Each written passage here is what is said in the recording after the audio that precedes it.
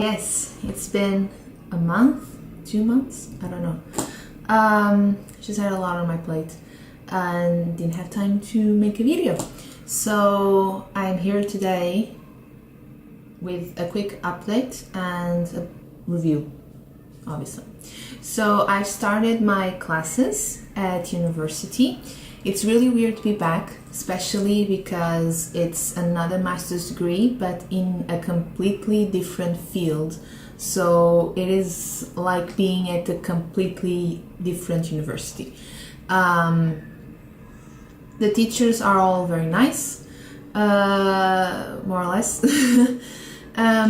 But I'm enjoying my classes and I'm very excited. I like everything, basically. Maybe you didn't notice, but I wasn't here for a long time. So I wanted to talk about this book, The Underground Railroad by Colson Whitehead. This was published in 2006. No? Maybe? It's very recent. If it wasn't from 2007, I think it was. If you just give me a second. Yes, 2006. I wasn't, when I got this book, I was excited because this is realism, this is American realism, and I wanted to read it, was excited. But at the same time, do you have that thing when a lot of people like one thing, you just don't because of that? I have that. You couldn't go on Instagram for a couple of months without someone posting a photo of this book, and I posted a photo too afterwards. But everybody was so hype about this book, and I was just, oh, maybe I'm not gonna like it. You know, if everyone likes it, I'll probably not like the book. I was wrong. I enjoyed the book. I thought the writing was going to be very simplistic. It is not. It is very complex. Actually, very complex. There were a couple of words here that I had no idea what they meant, and I had to look up. And that hasn't happened to me in a while when reading 21st century authors. That happens to me when I'm reading the classics, you know, when I'm reading authors from the 1800s or something like that, and sometimes a word pops up and I'm like, what does this mean? I've never read this word before. I'm not even sure if I'm pronouncing it correctly. And that happened here. So kudos.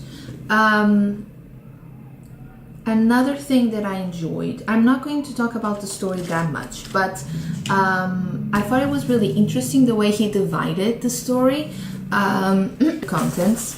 So it is divided more or less like this. So you have, I don't know if this is focusing or not. So you have some names of places or names of characters, and the chapter is going to focus on that character or on events happening in that place. So it is interesting the way he did it. He didn't try to be like super artistic with titles, which sometimes, you know, people get carried away and they just... One thing that I didn't enjoy, it was a bit predictable. There were two situations here. One of them, I might spoil something, so if you don't want to watch, I would just pick another video right now. One of them is when Cora is the main character. When Cora is sick and she's hiding at this house. The house belongs to a old white couple, and she lives in the attic, but because she's sick, they bring her down and, you know, put her to bed and try to nurse her back to health, which, you know, they can do it. But for that, they have to send their maid away with some lame excuse that the man was sick. And, you know, you could predict that something was going to happen. You know, you could predict that her luck was running out. I was just like going through the pages like, yeah, so did they get her already? Because, you know, it was very, very obvious. Another thing that was very obvious was when she got caught that time, the slave catcher was going to take her back to the plantation where she escaped from. But before that, he was going to just, you know, I think he was going to try and catch someone else before taking her there. So they weren't going the right way, so to speak. And there were a couple of guys out there, and they noticed that she was handcuffed and she wasn't being treated right. So they decided to save her. But obviously there was sort of a fist fight there.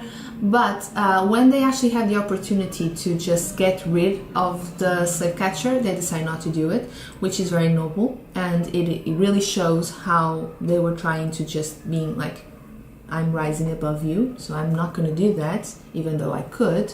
But considering this is fiction, considering that this happened, like, I don't know, let's say this happened here, obviously they were going to show up again. But this time it took longer, so I actually forgot about that. And when they showed up, I was like, obviously. The fact that they didn't kill them, or like they didn't do anything to put them away, or send them away, it was just obvious they were going to come back for her and harm everybody else. So this is the story of Cora, a slave who escapes the plantation where she's at. I don't remember where that is. Georgia, maybe Georgia, I don't know. She escapes with a friend. They go to South Carolina first. They stay there for a while, and they start like working and being part of a society and just be free. And that's wonderful. But the past is gonna get to them, and they have to escape again. Unfortunately, Cora is left alone due to unfortunate events, and so she has to go through all over again, go through escaping and running away and hiding for months and months and months in the attic of a house, until she eventually finds a place that accepts her.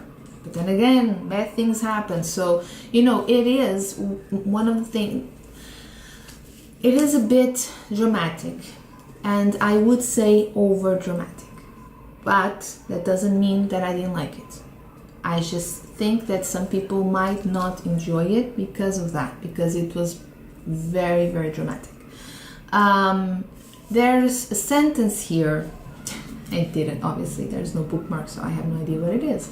But I am going to try and remember it.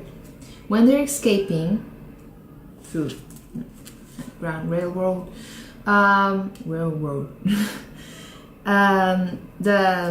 man who's there, minding the station, he says, if you want to see what America really looks like, just look out the window, look out during your journey, and you're gonna see it. And when they're traveling, she takes a look at the landscape, and all she sees is black. So this is a very powerful metaphor, and I think it's still very present. Obviously, this is about racism, but I think that you can transport the message of this book to a number of different situations, and even transport it to our present life, to what's happening to the world right now. And it's very interesting to see that, especially from, again, a 21st century author. And obviously I read 21st century authors, I'm just very picky. So that's it, guys. So I'm very tired. Today I was supposed to have a class at university, but my teacher said that he couldn't make it, so I have the rest of the day free. I worked in the morning, and tomorrow is a public holiday, yay. And then on Friday, I don't have classes on Friday, so yay again. Even though I have to go out, I don't have to go to university because I don't have classes on Fridays this semester. So then on Saturday and Sunday, so I have a week off, which is wonderful. And I was really needing, I'm just so tired. And it's not because, it is because it's a lot of work. It's a lot of work, it's a lot of reading, and you know, again, it's a completely different field. I was studying literature, I was doing like, you know, it was basically research, and I loved it, but it was not the same thing. And it was sort of an extension of my undergrad, because my undergrad degree was also literature, and then my master's degree was just like continuing.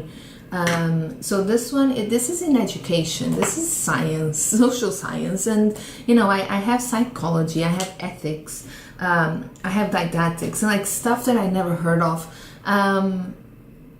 you know, in a school environment. Obviously, I never studied them, so very excited, but at the same time, it's a lot of work. And on Mondays and Tuesdays, I have to get up at 6 to go to class, because it starts really early. It's the first class of the day, and I live in a city right next to, you know, so I don't live in Porto, I live in Gaia, which is a city right next to it. It doesn't take long to get there, it doesn't take long at all, because sometimes I go by car, but I also have the metro, I have the bus, so you know, half an hour, 40 minutes stop.